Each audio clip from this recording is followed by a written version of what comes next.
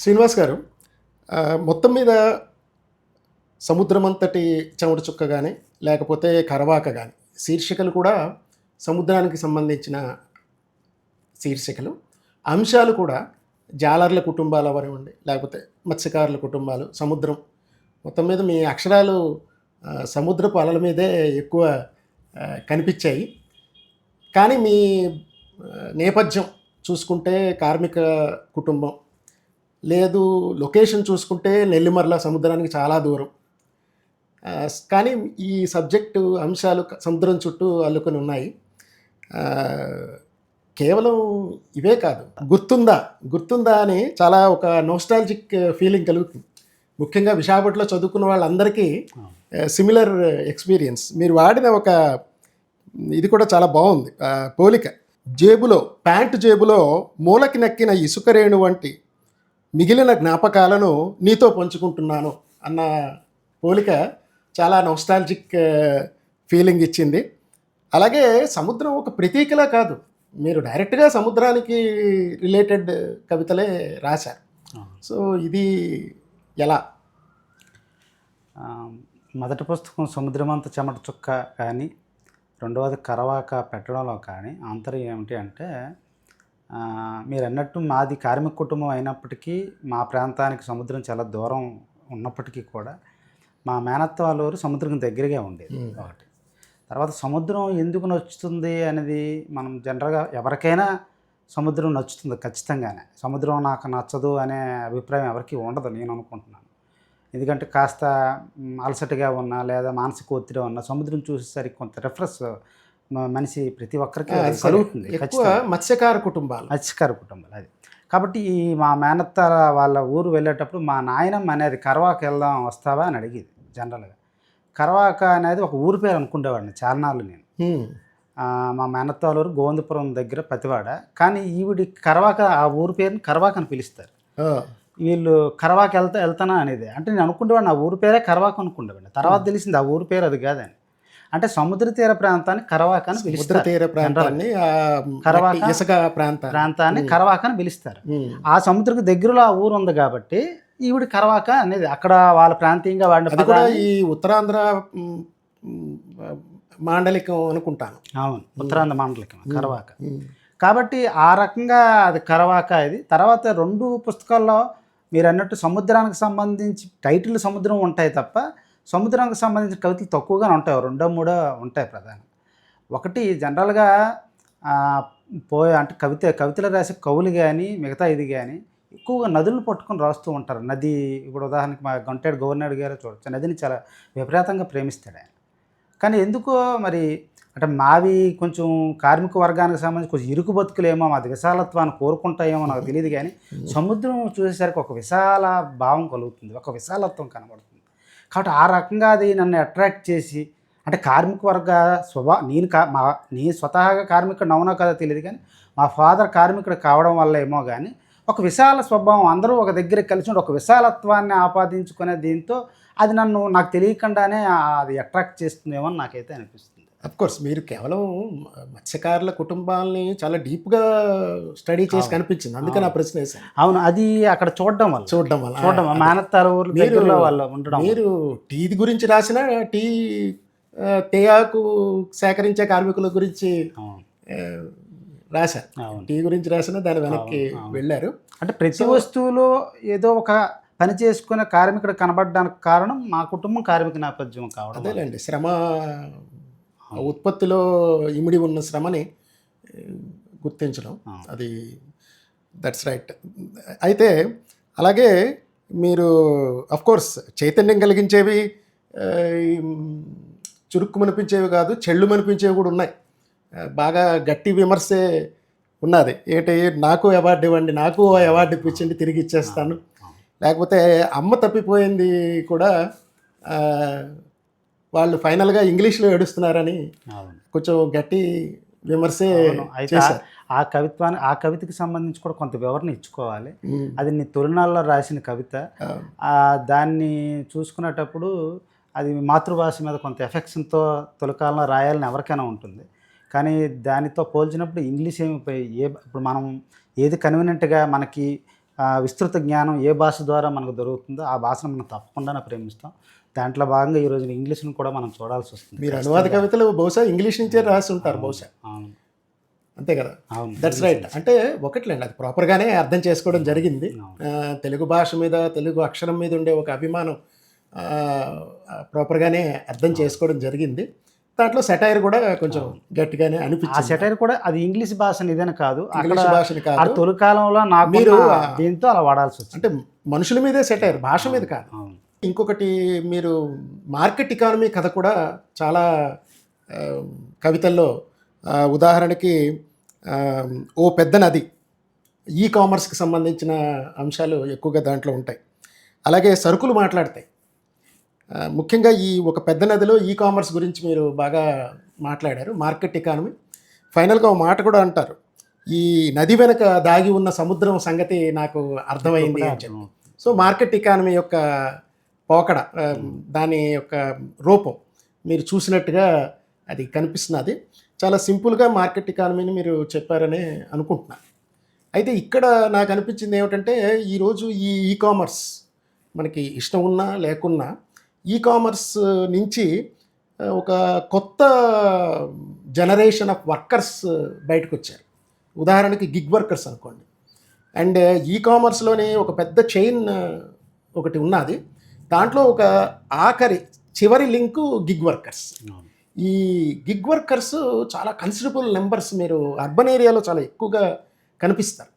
ఈరోజు జీడిపిలో కూడా వాళ్ళు ఎకనామిక్గా పార్టిసిపేషన్ కూడా ఉన్నట్టే, మనం కొంచెం ఆర్థికపరమైన అంశాల్లోకి కనుక వెళితే. అయితే అఫ్కోర్స్ వాళ్ళ జీవితాలు అదొక పెద్ద వర్క్ ఫోర్స్. సర్వీస్ రంగం డెవలప్ అయిన తర్వాత ఏమైందంటే, ఉత్పత్తి సాధనాలు కూడా మారాయి, కొత్త ఉత్పత్తి సాధనాలు వచ్చినట్టే అనుకుంటున్నాను, ఎందుకంటే ఇది కూడా ఉత్పత్తిలో భాగమే. సో ఈ గిగ్ వర్కర్స్ ఈ వర్కింగ్ క్లాస్ కిందే వస్తారని నేను అనుకుంటున్నాను.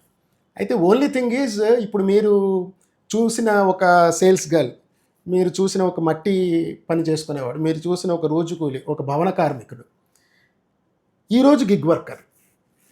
అయితే ఈరోజు అన్ఫార్చునేట్లీ ఐ డోంట్ నో, ఒక యూనిఫైయింగ్ ఫ్యాక్టర్ శ్రీశ్రీ అంటారు చేశారా, చెక్దేశపు పని మనిషి ఐర్లాండ్ కలాసి అని చెప్పి అంతర్జాతీయ శ్రామిక వర్గ ఐక్యత కోసం మాట్లాడిన మాట.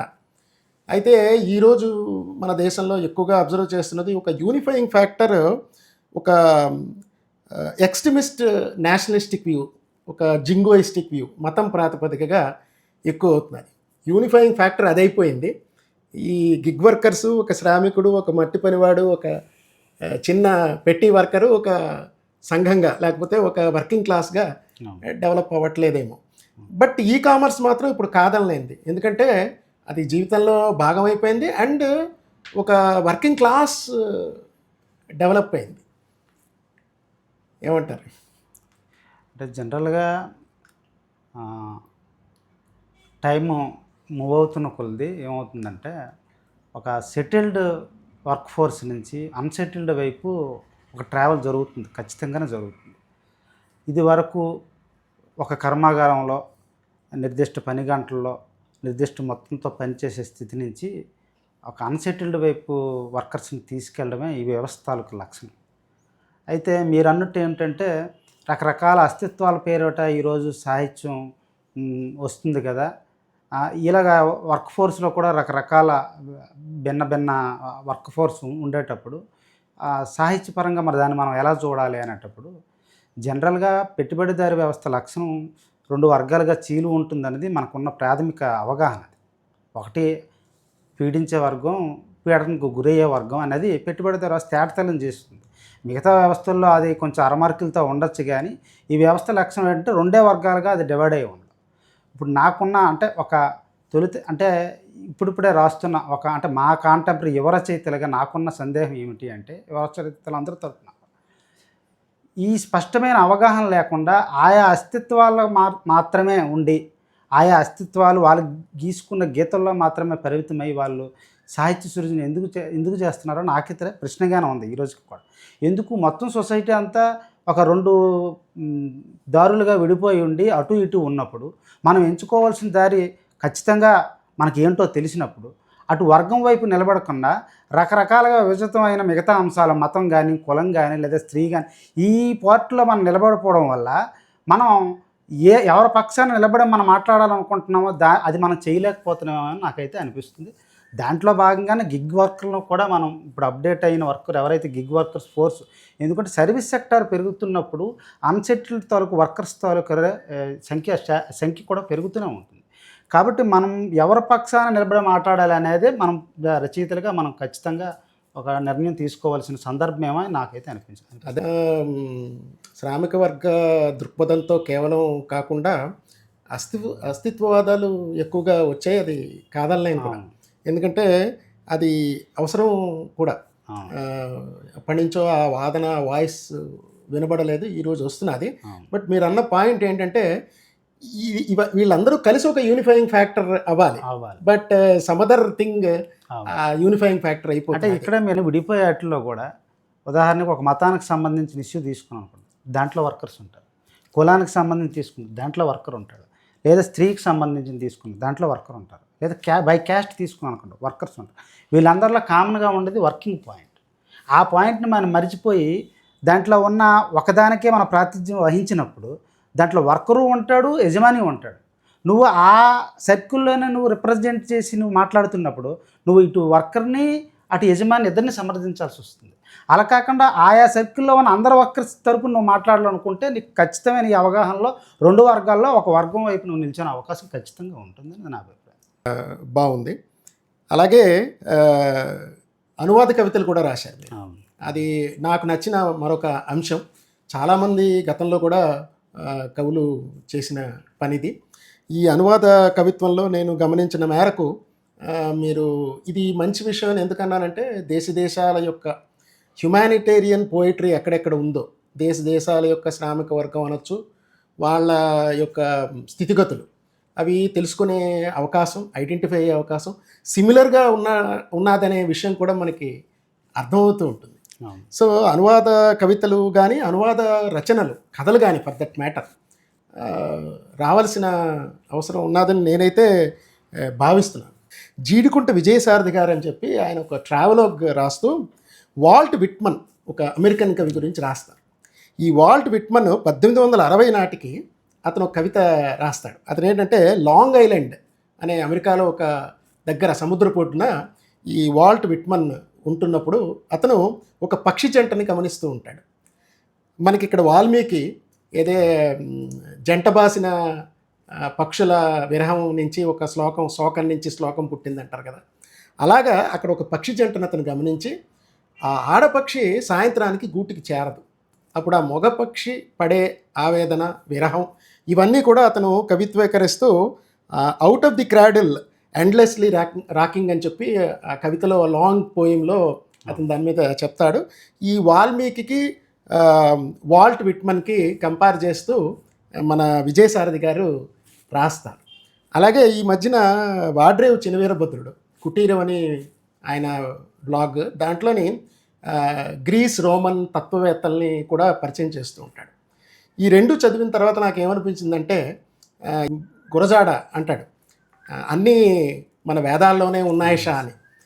ఓకే, అలా కాకుండా ఈ బ్రాడ్ మైండెడ్నెస్ అంటే అనువాద రచనలకి ఎక్కువగా రావడం వల్ల ఇప్పుడు మనం వాల్ట్ విట్మన్ అనే ఒక వ్యక్తి వాల్మీకిలాగా అక్కడ రియాక్ట్ అయిన వ్యక్తి కానీ, రోమన్ గ్రీస్ ఫిలాసఫర్స్ ఎవరైతే ఉన్నారో భారత తత్వవేత్తలతో సరిసమానంగాను, లేకపోతే ఇంకొక ఎండ్లో ఇలాంటి ఒక విజ్ఞానం పరిమళించింది అనే అంశం, ఇవన్నీ కూడా తెలుస్తాయి. ఇది ఒక బ్రాడర్ అవుట్లుక్, ఇవాళ రేపు ఈ సంకుచిత భావజాలానికి మనం లిమిట్ అయిపోకుండా బ్రాడర్ అవుట్లుక్కి ఉపయోగపడుతుందేమో అనువాద రచనలు. అనువాద కవిత అవ్వచ్చు, కథ అవ్వచ్చు అనుకుంటున్నాను. సో మీ ఆలోచన ఏమిటి అనువాద రచనల మీద? అండ్ మీ నుంచి ఇంకా అనువాద రచనలు ఎక్కువ వచ్చే అవకాశం ఏమైనా ఉందా? మిత్రులారా, వింటున్నారు కదా శ్రీనివాసరావు గారితో కబుర్లు. అనువాద రచనల మీద శ్రీనివాసరావు గారి అభిప్రాయాలు, అలాగే శ్రీనివాసరావు గారు యుద్ధం మీద రాసిన కవిత, శ్రీనివాసరావు గారు ఈ మధ్యకాలంలో చదివిన మంచి పుస్తకం, దానికి సంబంధించిన విశేషాలు ఇలా మరిన్ని కబుర్లు 3వ పార్ట్లో, ఆఖరి పార్ట్లో విందాం. Thank you.